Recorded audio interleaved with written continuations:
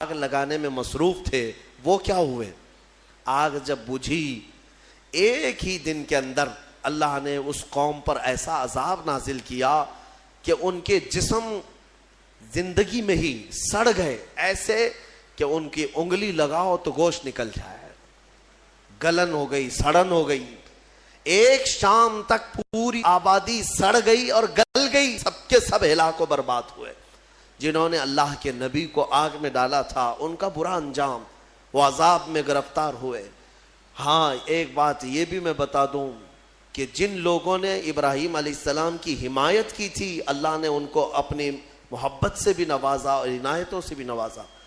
روایت میں دو جانوروں کا بھی ذکر آتا ہے، دو جانوروں کا، ایک مینڈک کا اور ایک گرگٹ کا، اور چھپکلی کا بھی ہے کہ گرگٹ نے یہ پھونک پھونک کر کے آگ کو بڑھانے کی کوشش کی اور مینڈک نے تھوک تھوک کر کے پانی آگ کو بجھانے کی کوشش کی کہ اللہ کے نبی ہیں۔ یہ آپ اندازہ کریں، گرگٹ کے پھونکنے سے نہ آگ بڑھنے والی ہے، مینڈک کے تھوکنے سے نہ آگ بجھنے والی، لیکن دونوں نے اپنے اپنے کاموں سے اپنی قسمت بنا لی۔ گرگٹ کی ہمیشہ یہ قسمت بن گئی کہ میرے آقا صلی اللہ علیہ وسلم نے فرمایا یہ گستاخ نبی ہے، جہاں اسے پاؤ مار ڈالو، اور ایک مار میں مارو تو زیادہ ثواب ہے، ثواب ہے اس کو۔ اور مینڈک کے بارے میں فرمایا خبردار اس کو کہیں دیکھو تو مارو مت، اس لیے کہ یہ اللہ کے نبی کی حمایتی ہے۔ اللہ کے نبی کے لیے یہ دعا کر رہی تھی، تھوک کر کے آگ بجھانے کی کوشش کر رہی تھی۔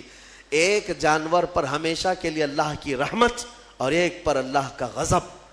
اس سے اندازہ ہوتا ہے کبھی کبھار کاموں سے کچھ ہوتا نہیں ہے، بگڑتا کچھ نہیں ہے، لیکن انسان اپنی تاریخ بدل جاتا ہے۔ آج میں یہی کہنا چاہوں گا، کسی ظالم نے اگر میرے نبی کی شان میں بھونکا ہے یا قرآن پر انگلی اٹھایا ہے تو قرآن کا بھی کچھ نہیں ہونا اور رسول کی عزت کا بھی کچھ نہیں ہونا، لیکن ان ظالموں نے اپنی قسمت بنا لی، ہمیشہ کے مردود اور ملعون ہو گئے۔ اور تمہارے لیے میں کہتا ہوں، دو جملے اگر تم نے حضور کی شان میں بیان کر دیے، قرآن کی شان میں بیان کر دیے، تو یہ بھی بتا دوں